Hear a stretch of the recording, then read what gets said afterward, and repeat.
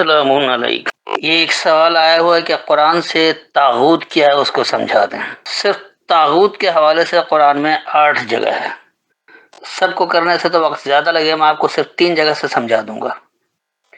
اس وقت میرے پاس حافظ نظر احمد والا ترجمہ ہے، پہلے میں ان کا ترجمہ بتاؤں گا، پھر جو اس کی حقیقی فہم ہے وہ دیکھیں گے، اور ساتھ ساتھ اس کی وضاحت ہوتی رہے گی۔ تو سب سے پہلے سورہ البقرہ اور اس کی آیت نمبر 256 اور 257، ان 2 آیتوں کو دیکھ لیں۔ زبردستی نہیں دین میں، بے شک ہدایت سے گمراہی جدا ہو گئی ہے، پس جو گمراہ کرنے والے کو نہ مانے اور اللہ پر ایمان لائے، پس تحقیق اس نے حلقے کو مضبوطی سے تھام لیا، لوٹنا نہیں اس کو، ٹوٹنا نہیں اس کو، اور اللہ سننے والا جاننے والا ہے۔ جو لوگ ایمان لائے اللہ ان کا مددگار ہے، وہ انہیں نکالتا ہے اندھیروں سے روشنی کی طرف، اور جو لوگ کافر ہوئے ان کے ساتھ ہی گمراہ کرنے والے ہیں، وہ انہیں نکالتے ہیں روشنی سے اندھیروں کی طرف، یہی لوگ دوزخی ہیں، وہ اس میں ہمیشہ رہیں گے۔ یہ ہے وہ مروجہ روایتی ترجمہ۔ تو بہرحال میں روایتی ترجمے پر تنقیدی نگاہ نہیں ڈالتا ہوں کہ وقت زیادہ چاہیے۔ آئیے ہم حقیقی فہم کی طرف بڑھتے ہیں کہ اللہ کیا کہہ رہا ہے۔ لا اکراہ، نہیں کوئی کراہیت ہے، فی الدین، خاص نظام میں، نظام میں کوئی کراہیت نہیں ہے۔ قد تبین الرشد من الغی، یقینی تم پر واضح کر دیا گیا خاص منزل تک پہنچنا حد سے بڑھنے سے۔ اس لیے انہوں نے اس کو بے شک ہدایت سے گمراہی جدا ہو گئی کر دیا۔ رشد ہدایت کو نہیں بلکہ رشد کہتے ہیں منزل تک پہنچنے کو۔ منزل آپ نے کیا بنایا ہوا، کیا تعین کیا، تو وہ رشد ہے، منزل۔ اب یقینی سی بات ہے کہ اللہ نے جو آپ کو ہدایت پانے کی منزل دی ہے، ان معنوں میں اس کو کہا جا سکتا ہے۔ اور غی کہتے ہیں حد سے بڑھنے کو، اسی سے لفظ طغیانی ہے، تو یہ بڑھنا ہے۔ جب کوئی حد سے بڑھتا ہے تو وہ گمراہی کی طرف ہی جاتا ہے، ان معنوں میں سے گمراہی کہہ سکتے ہیں۔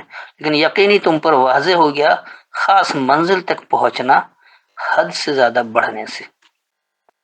فمن یکفر بالطاغوت، پس جو یہ انکار کرے خاص طغیانی کا۔ طاغوت اس کا مادہ طغو ہے، یعنی توئی غین واو یا توئی غین یہ سے بھی کیا جا سکتا ہے، تو اس کا مطلب یہ طغیانی ہے۔ اور طغیانی کس کو کہا جاتا ہے؟ جب آپ سمندر میں دیکھیں کہ طغیانی آئی ہوئی ہوتی تو پانی بہت اوپر جوار بھاٹا مار رہا ہوتا تو بہت اوپر اچھلتا ہے، پانی آگے بڑھتا ہے، اس کو ہی طغیانی کہا گیا۔ تو اسی طرح اللہ کی آیتوں میں جب آپ طغیانی کرتے ہیں اور حد سے بڑھ جاتے ہیں تو وہ بھی طاغوت کہلاتا ہے۔ تو جو انکار کرے حد سے زیادہ بڑھنے کا، وَيُؤْمِن بِاللَّهِ، یعنی وہ اللہ کو مانے۔ اور اللہ کو کس طرح سے مانے کہ فَقَدِ اسْتَمْسَكَ بِالْعُرْوَةِ الْوُثْقَىٰ، بس یقینی اس نے داخل ہو کر تم نے حاصل کیا ایک مضبوط حلقے کو۔ تو جو لوگ حد سے زیادہ بڑھنے سے انکار کرتے ہیں، دراصل وہ اللہ کو مانتے ہیں، اور وہ ایک مضبوط حلقے کو چمٹ جاتے ہیں، مضبوط حلقے کو تھام لیتے ہیں، مضبوط حلقے میں داخل ہو کر فوائد حاصل کرتے ہیں۔ تو تمسک کا مادہ بھی اصل میں مسک ہے، اور مس کہا جاتا ہے کسی چیز میں داخل ہو کر فائدہ حاصل کرنے کو۔ اب آتا ہے لنفسام لہا، توڑنا نہیں ہے اس کے لیے۔ جب آپ نے اللہ کے مضبوط حلقے کو پکڑ لیا تو جو اس میں حکم ہے اسے توڑنا نہیں ہے، اس سے آگے پیچھے نہیں کرنا ہے۔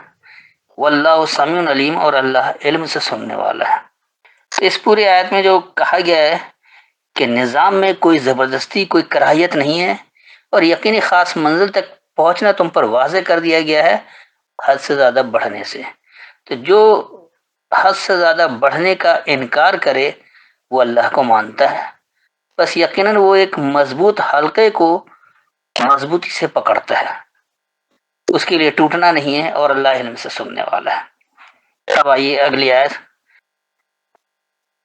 اللہ ولی الذین آمنوا، اللہ نزدیک تر ہے ماننے والوں کی۔ یخرجہم من الظلمات الی النور، وہ انہیں خارج کرتا ہے خاص اندھیروں سے خاص روشنی کی طرف۔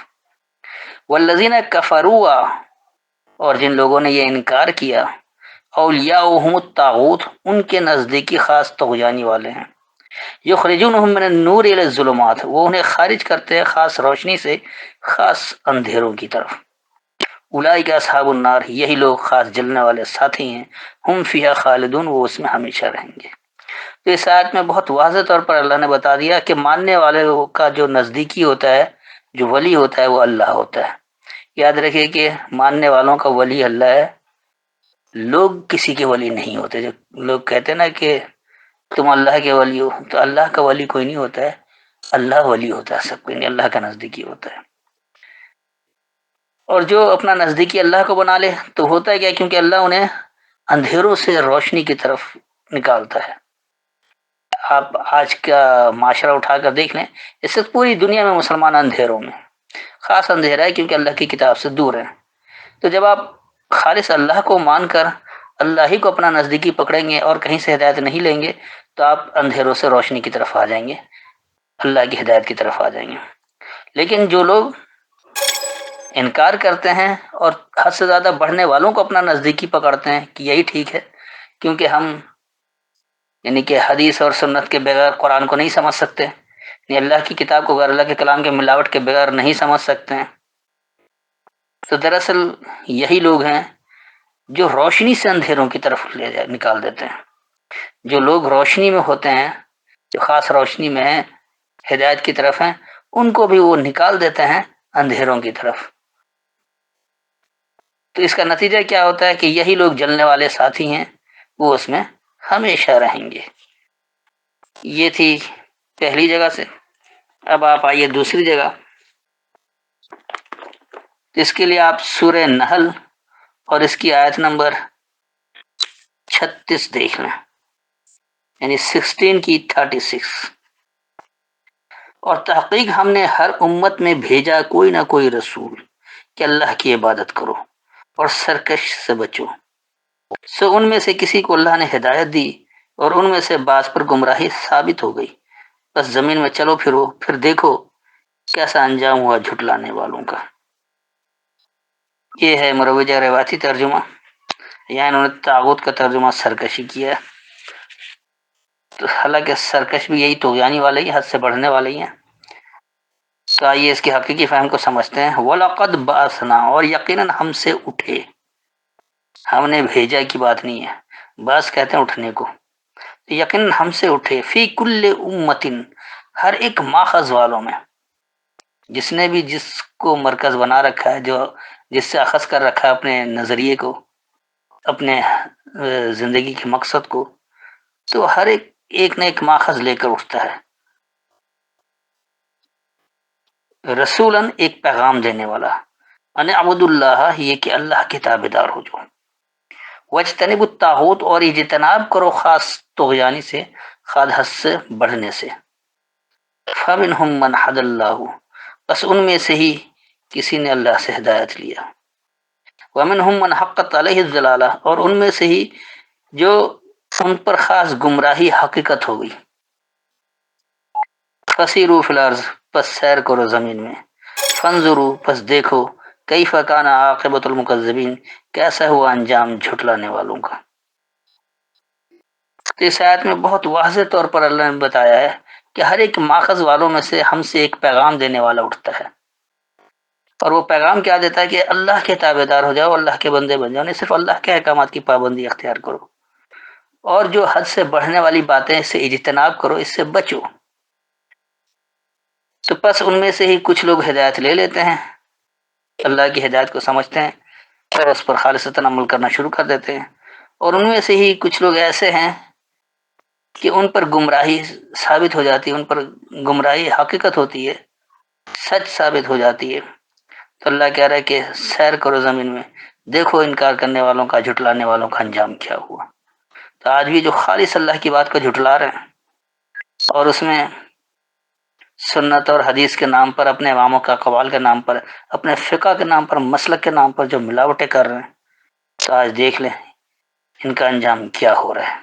تو یہاں سے بھی بہت واضح طور پر بات آ گئی کہ صرف اللہ کی تابع داری، اللہ کے احکامات کو بغیر کسی ملاوٹ کے، بغیر کسی شرک کے سمجھنا، یہ اللہ کی تابع داری، اور جو اس میں حد سے بڑھتا ہے وہ طاغوت ہے یعنی طغیانی والے ہیں۔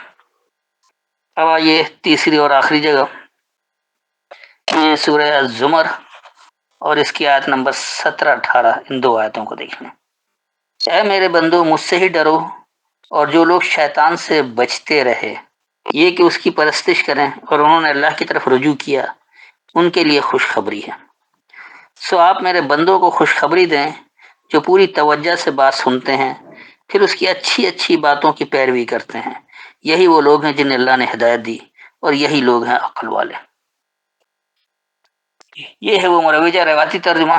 آئیے دیکھیے اصل بات کیا ہو رہی ہے۔